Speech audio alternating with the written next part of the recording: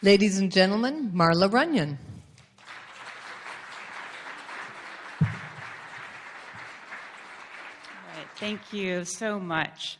Anybody been watching Winter Olympics by chance? Yeah?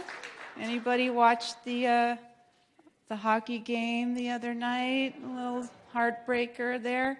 All right. Anyway, I love, obviously, the Olympics and love watching the Winter Olympics. I sit very close to the TVs, a few inches away so I can see what's going on. And I'm totally in awe of what Olympians can do, especially in the Winter Olympics. Watched the skeleton recently.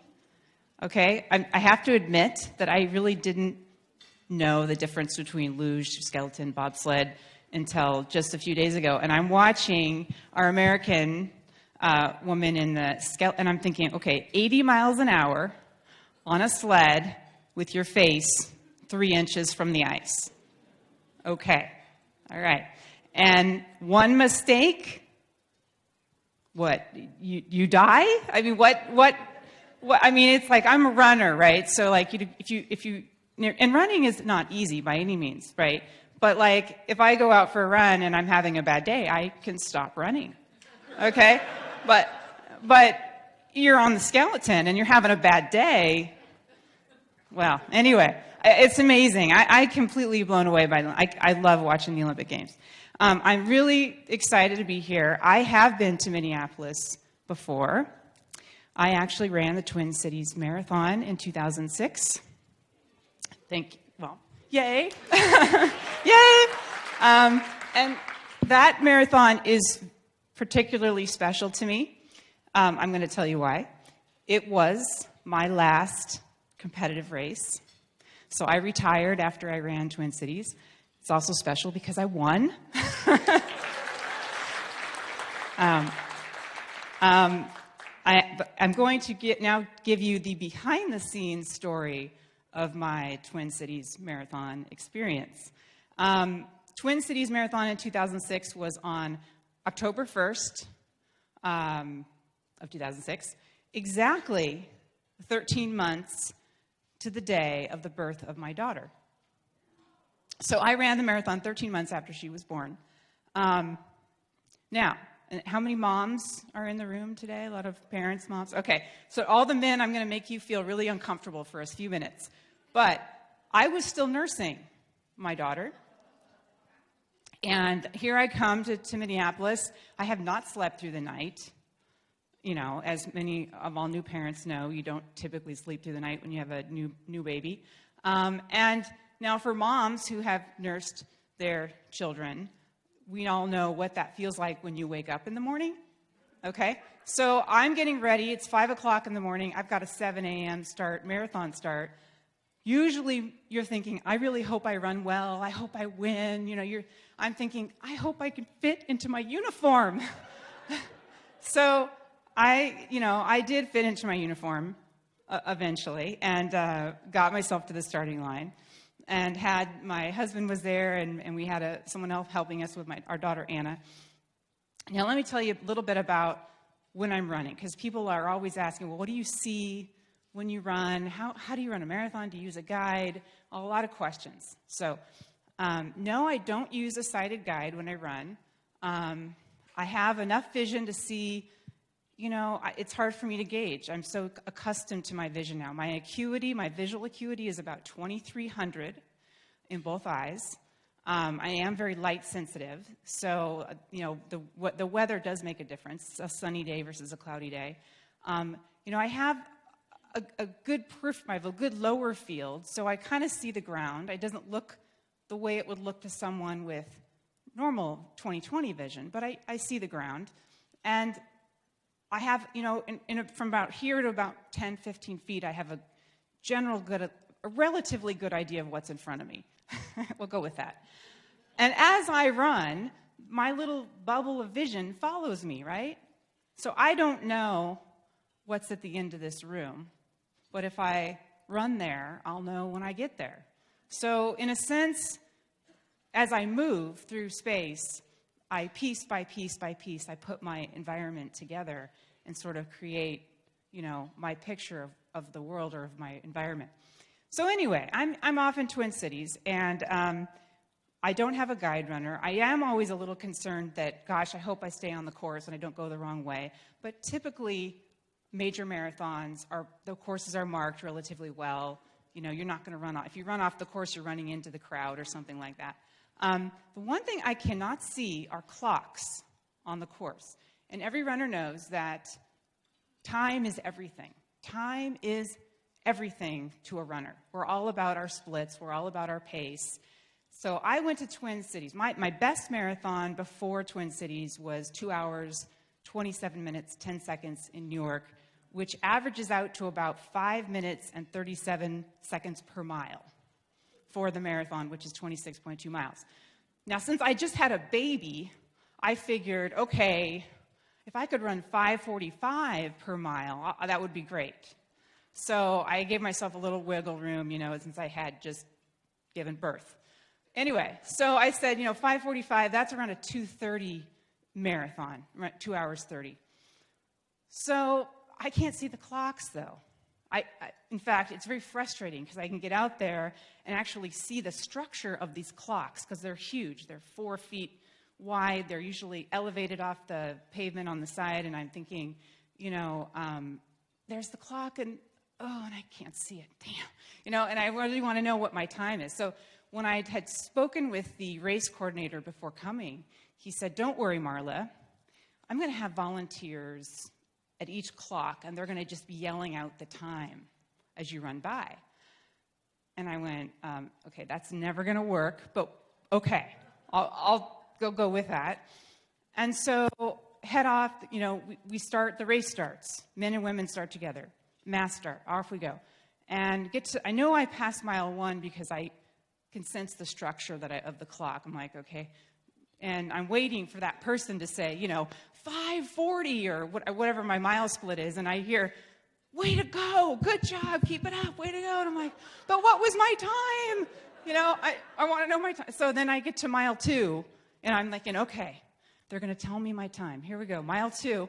And I'm like running here, and there's the clock, and there's the volunteer. Way to go, good job, keep it up, you can do, what was my time? So I never got my time. So the other thing is, when I had spoken with the race coordinator ahead of time, I don't have a guide runner, but, in a previous marathon, New York, there was a guy on a bike trailing me. Like, he couldn't be in front of me because that would be considered pacing. He had to be behind me at all times, and he would just make sure I was safe, I wasn't going to run off the course, and he could read me times and so forth. But they said, we're not that, when I came to Twin Cities, we're not that big of a marathon, so we're not going to be able to do that for you. Okay, I said, that's okay. Do you have a lead, motorcycle for, there's a lead motorcycle for men, lead motorcycle for women. He says, well, we have a lead motorcycle for the men. We have a bicyclist for the women. I'm like, all right. I'm not going to get into the discrimination of that one, but we'll go with that. Lead bicycle for the women. So I came to the conclusion after that phone call, I have to lead the race. That's how I'm going to have to run this. I have to lead the race because that's the only visual cue I'm going to have. If I can be as close to that bicycle as I can, then I can just focus on running and not worry about going the wrong way. Okay, so I'm out there. 2 miles, 3 miles, 4 miles. There's no bike. Where's the bike? And I'm running, and now the field has thinned out. There's a few men around me, and we're running along, and all of a sudden I hear a couple people, chatting behind me. And, and I'm running, and and I'm like, what? People chatting? Like, how was your weekend? I don't know. What'd you do? I don't know. And I look behind me, and there's a guy on a bike and a woman on a bike having a conversation right behind me. And I said, I'm running 5:40 per mile. Excuse me, are you the lead bike? Yes. Do you think you could come up here and lead? Please. So finally, around the 5 mile, one of them came up, and we had that lead bike. Okay, the story's almost over, I promise. Running along, Still don't know my time. I'm running along, and I get to the 10-mile mark. I'm actually, right before I hit the 10-mile mark, I run up next to a guy. And I'm like, great. And we're kind of running the same pace. Like, great. He's got a watch. So we hit the 10-mile mark together. And he clicked his watch. And I'm like, what was our split? And he goes, no inglés, no inglés. Great. Okay. All right. So off I go. I'm like, you know what? I am going to win this damn thing. And I was so mad at that point. So off I just charged forward. Here I go. Got to the halfway point, 13.1 miles. Don't know how my husband did this. He somehow found somebody to give him a ride, as if he knew what was happening out there, and he got himself to the halfway mark, and I hear my split, 1:14:35, and it was my husband's voice. And that was the first split I got. I'm like, okay, wow, I'm actually around I'm on 2:29 pace. Okay, that's not too bad. And so then, off I go, running, and then you head up a little bit of a hill at about 19 miles. You crest the hill, and you've got 10K to go, 6 miles. And that's where the pain really sets in if you've never run a marathon before, okay? It's like 20, they always say 20 miles is like the halfway mark, because it feels like it. So I'm thinking I'm first female. Oh yeah, I've got the lead bicycle up there. And finally, charging forward, it's a drop finish, straight down, like this hill out of nowhere. And I'm just half delirious, dehydrated, low blood sugar, trying with my 2300 vision to focus on the back tire of that bike that just before the finish line turns off. So what do? I turned off into the crowd.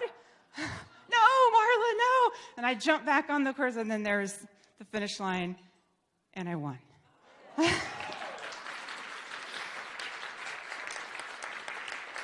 Anyway, and just as I crossed the finish line, the woman who was watching my daughter hands her to me and says, she wants to nurse.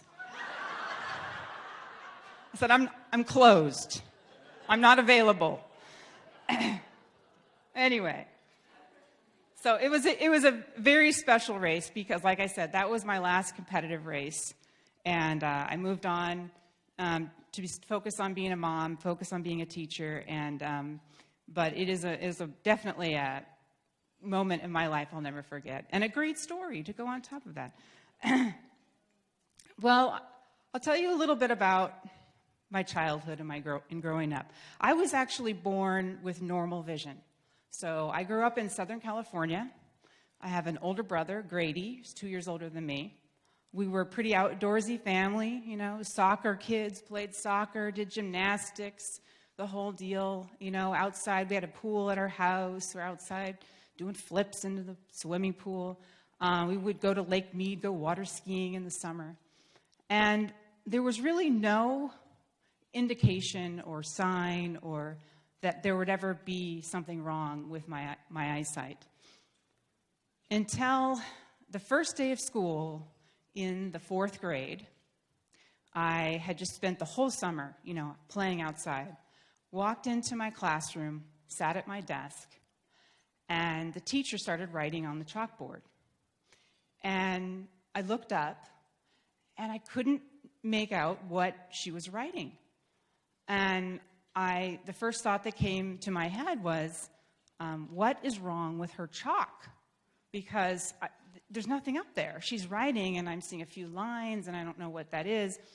But then I look around the room at my classmates, and they're like, copying what she wrote, and I'm realizing that something's not right. So feeling like I'm falling behind, I started to cry.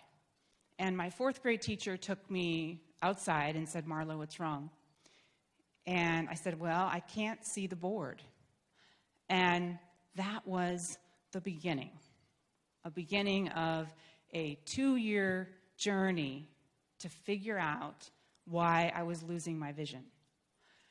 The answer seemed so simple, doesn't it? My teacher calls my mom, Marla needs glasses. So simple, right? So off we go a week later to the local optometrist. And he does the, is this better or is this better? 1 or 2 or what, back and forth. And I just said, neither. Neither. There wasn't a lens he could put in front of either eye that was going to help me see that eye chart any better. And he looked right at my mom and said, I don't know what's wrong with your daughter's vision. You need to go see someone else. So off to Los Angeles we drive, and this time another optometrist who did another series of tests, including peripheral vision and visual acuity, depth perception tests. I did very poorly on all these tests because I had such a hard time fixating centrally because I was losing my central vision that it became even difficult to test my peripheral vision. Well, he looked into my eyes. He could not see the scars that were forming from Stargardt's. And he just said to my mom, I think your daughter is making this up. And my mom felt, as I can imagine now as a mom, devastated because she felt, what did I do wrong? Why would my daughter make this up? And my mom later on would say to me, I believed him for 5 minutes. And then we went to see somebody else. And so off this time to a retina specialist. And this is obviously months and months and months of our journey. The retina specialist took a much deeper look into my retinas. And after the first appointment, he sent me outside the room and spoke only to my parents. And so I never knew what that conversation was until much later, because I was 9 years old. And when my parents came out of that doctor's office, I couldn't see the expressions on their face, but I could feel that something very serious had just been discussed. They were so quiet.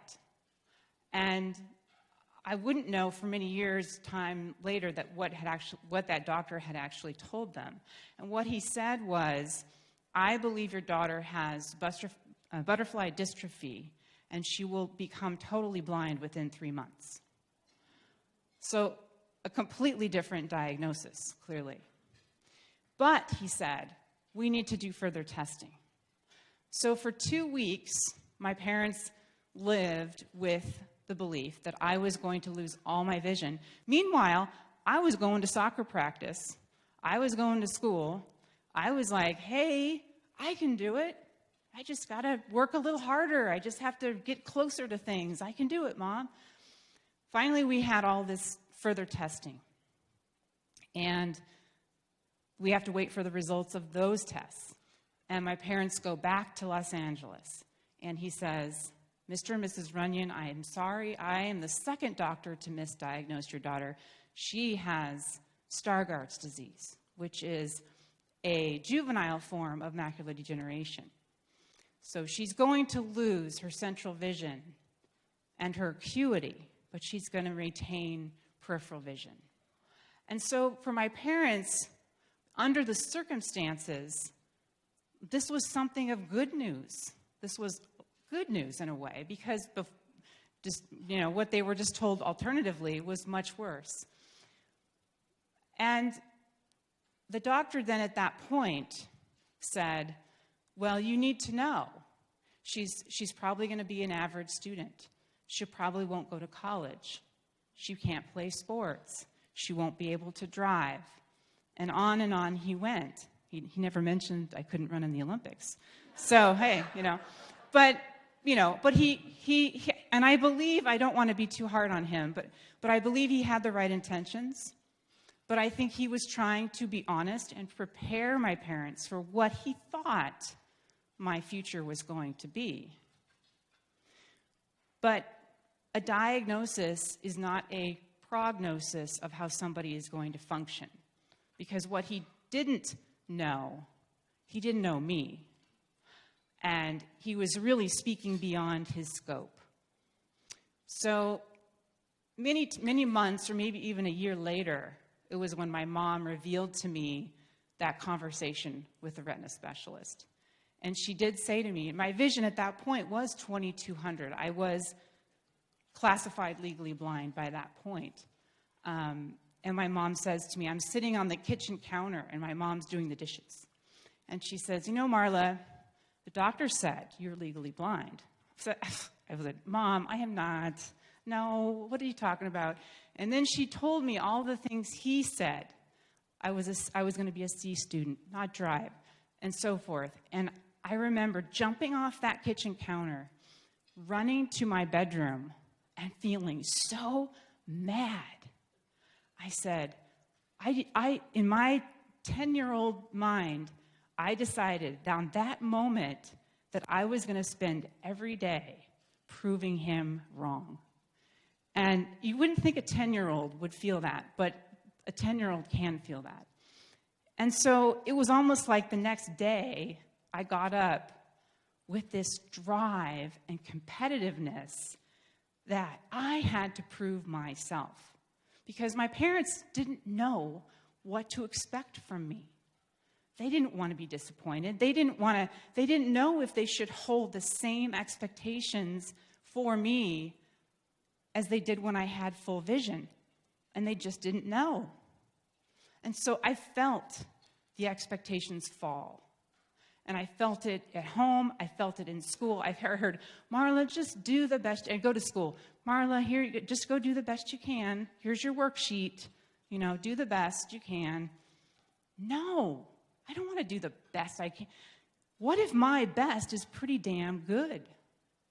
So I became very, very competitive and intense.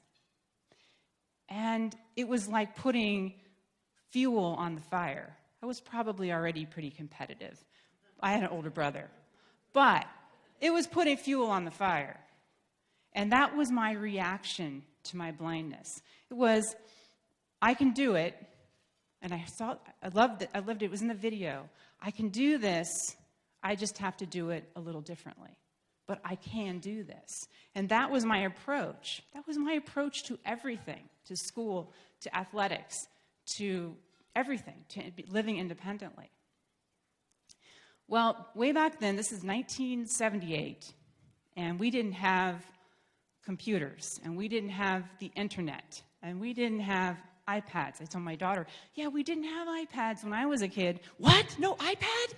You know, yeah, believe it or not, no iPad, no iPhone. The phones were connected to the wall with a cord. My daughter's like, what? What? The phone was connected to the wall? Why? Why? We didn't have the technology back then. And my school district, quite honestly, did not know what to do with me. And there was my mom sitting at our kitchen counter with the yellow pages and a phone. And she would look and search for any resource that she thought could help me. Any resource. I don't even know to this day how she did it. But she found some of my school textbooks in large print. She found me a globe magnifier that I would sort of cradle in my right eye and then like drag. I had to hold the book so close. I could only read with one eye. And so I would read with my globe magnifier. And she tried to get me a monocular to see the chalkboard, although that never really worked that well. But she was relentless. She was a relentless advocate for me. And what she was doing, not in the fact that she was just providing me with tools, she was modeling for me, you can do this, you just have to do it differently. And I don't think at that time I could have really truly appreciated it. Now I can. But to think that she was going to find a way, that was her goal. And she taught me to find my way. So thanks to my amazing mom.